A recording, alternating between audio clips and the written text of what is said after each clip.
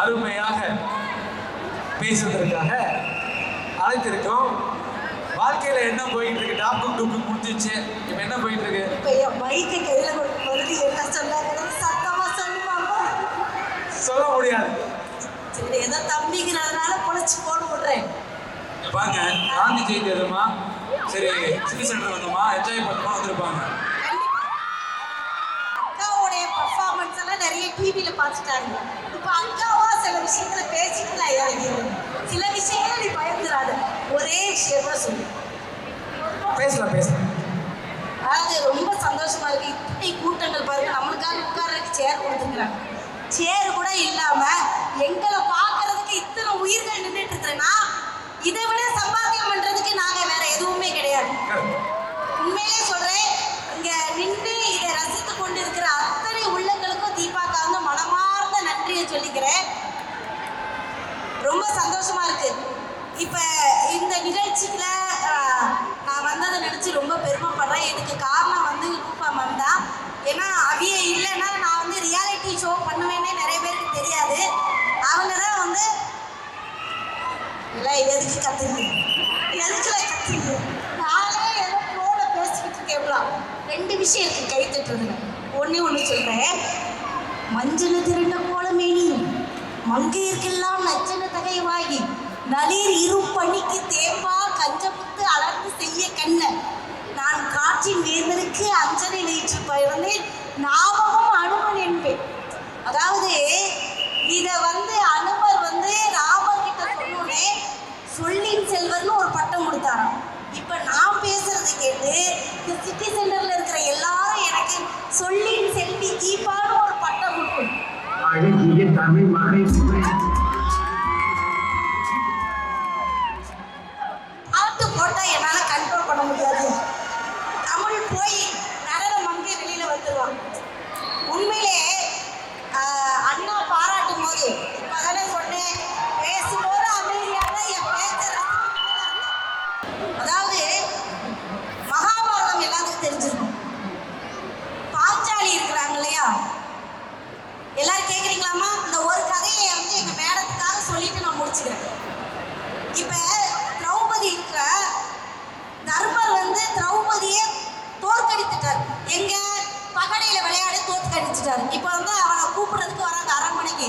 ஏமா உன் புருஷன் ஒன்று வந்து பகடையில தோத்துட்டான், நீ இப்ப என்ன செய்யணும்னா என் கூட அரண்மனைக்கு வரணும், உன்னை கூட்டிட்டு வர சொல்லிட்டார் துரியோதனன்.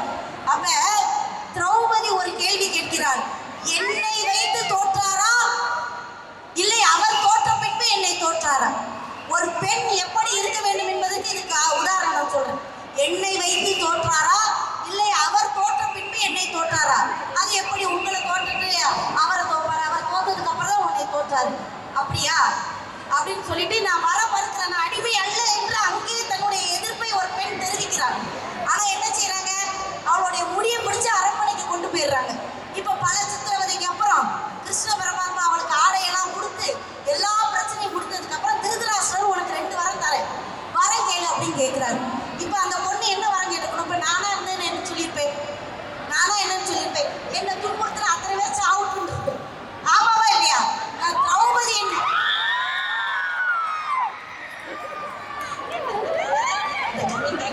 இந்த கதைய சாப்பிட்ட கேள அவனே கேட்க மாட்டேங்கிறான். ஏய் என்ன கதை சொல்றா சார்? ஐயா மகாபாரத கதையா இது. இது வந்து மேடத்துக்கு மட்டும் புரிஞ்சா போதும் சொல்லலாம். அப்போ மேடம் பக்கத்துல போய் வாய்ஸ் நோட் அனுப்பிச்சதுங்க. கஷ்டப்பட்டு காந்தி செய்தி அன்னைக்கு ஜாலியா இருக்கால் வந்தா மகாபாரத கதை பிடிச்சிருக்கு, பக்கத்துல தான் கூட்டு வந்திருக்கேன். நான் முடிக்க வந்தேன், நீ அதை முடிச்சு வச்சுட்டேன். இப்ப வரம் கேட்டா அந்த அம்மா என்ன வரம் கேட்டு, அந்த அம்மா என்ன கேட்டுச்சு தெரியுமா? என்னுடைய நாடு, அதாவது என்னுடைய கணவன்மார்களுடைய நாடு எனக்கு திருப்பி வேணும். இன்னொன்னு 5 பேர் அடிமையா இருக்காங்கல்ல, அவங்க 5 பேர் விடுதலை அப்படின்னு கேட்டுச்சு. இப்ப திருநாசம் கேட்கிறாரு, ஏம்மா உனக்கு இனி ஏதாவது விடுதலை வேணுமா அப்படின்னு கேட்டா, நான் தான் அடிமைன்னு ஒத்துக்கவே இல்லையே, எனக்கு எதுக்கு விடுதலை வேணும்? ஒரு பெண் என்பவள் மகா சக்தி படைத்தவள். ஆண்கள் அடக்குமுறையால அடக்கலாம், ஆனால் அதனால அந்நேரத்தில் அவன் பயந்து ஒன்று ஒத்துக்கிட்டாலும் அவள்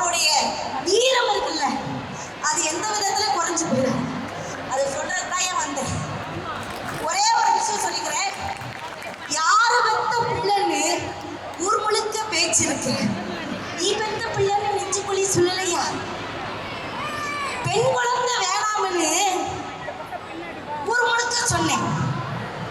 ஆண் குழந்தை வேணும்னு உங்க ஆத்தா அரச மரம் சுத்தி வந்தா உங்க ஆத்தா. ஒத்த குடிசையில பெண்ணாக நீ பிறந்த, நீ செஞ்சு வரும் சேவையெல்லாம் செஞ்சதில்லை என்றாய்.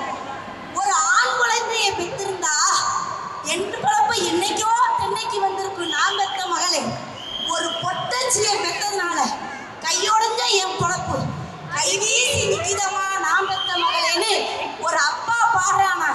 பெண் பிள்ளைகள்னா சாதாரணமானவங்க இல்ல, அவர்கள் மகாசக்தி. அவர்கள் நினைத்தால் எதையும் செய்வார்கள். அவர்களை அடக்குமுறை வேண்டும் என்றால் அன்பு என்ற ஒரு ஆயுதத்தால் மட்டும்தான் அடக்க முடியும். என்னைக்குமே தீபாக்கு அந்த அன்புக்கு தான் அடிமை. பாசத்தால மட்டும்தான் தீபாக்காவை யாருமே விலை கொடுத்து வாங்க முடியும்.